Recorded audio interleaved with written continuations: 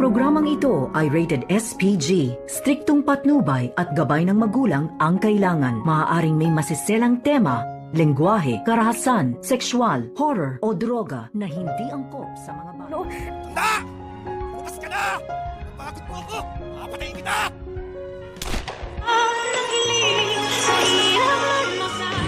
Narito na nga ang ating pakabangan ngayong Martes sa Abot Kamay na Pangarap. Sa wakas ay nakaligtas nga itong si Lynette dito sa humahabol ng mga magnanakaw. Subalit ay dito naman na tila pinagbibintangan ni Carlos Benitez itong mga nakasama ni Lynette at ito nga ang sina Aling Susan at Diyosa. At dito niya nga na sinisisi ni Carlos kay Lynette na kung bakit daw sila nilooban. At dito nga na sinagot ni Lynette itong si Carlos na pinagbibintangan ba daw ang kanyang mga pamilya at hindi magagawa iyon ni Chang Susan at dito nga ni Diyosa. At tila unti-unti na ngang makikilala ni Lynette ang tunay na ugali ng kanyang asawa na si Carlos dahil saksi nga itong si Doc Katie na kung papaano iniwanan ni Carlos Benitez itong si Lynette sa gitna ng kapahamakan. At nang masalubong nga ni Harry itong kanyang ama at nagtanong ito kung nakita na ba daw niya itong si Lynette, ang sagot nga dito ni Carlos ay hindi pa.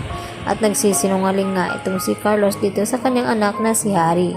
Dahil nang tanungin nga dito ni Harry itong si Lynette ay dito naman na tila bumibilib itong si Lynette kay Carlos dahil pareho daw silang matapang at nagawa ngang makipaglaban ni Carlos dito sa mga armadong mga lalaki.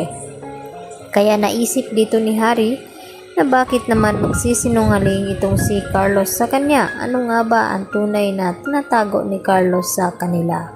Samantala, napaiyak na nga itong si Annalyn na tumatawag dito sa kanyang ina at ibinalita na kidnap for ransom nga ang nangyari dito kay Don Pepe dahil mapahanggang ngayon ay hindi pa rin nila ito mahahanap dahil naisahan nga sila dito ni Moira at Balahadja. At ito namang si Zoe ay tila naawa naman siya dito kay Don Pepe kaya nagawa niya itong tanggalan ng tali nang sa ganon ay magamot ni Zoe itong mga pasa na naidulot dito ni Balahadja kay Don Pepe.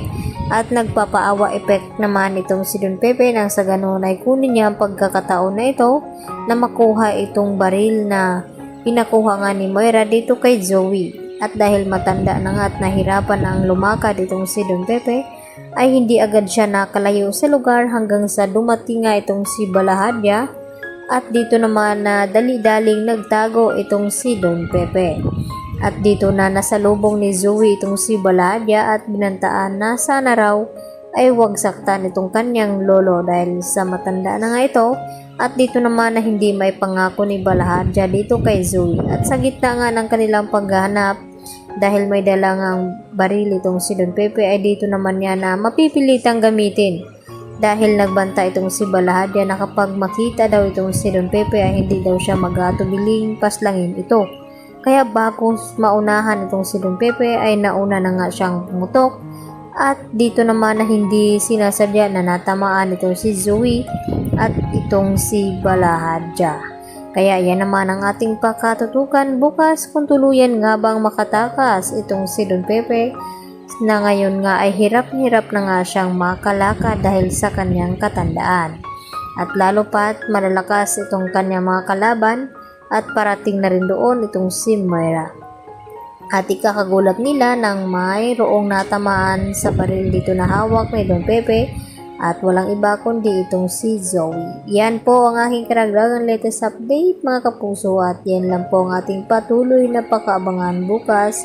Dito lamang yan sa Abot Kamay na Pangarap. Yan lang po at marami pong salamat hanggang sa muli. Bye bye!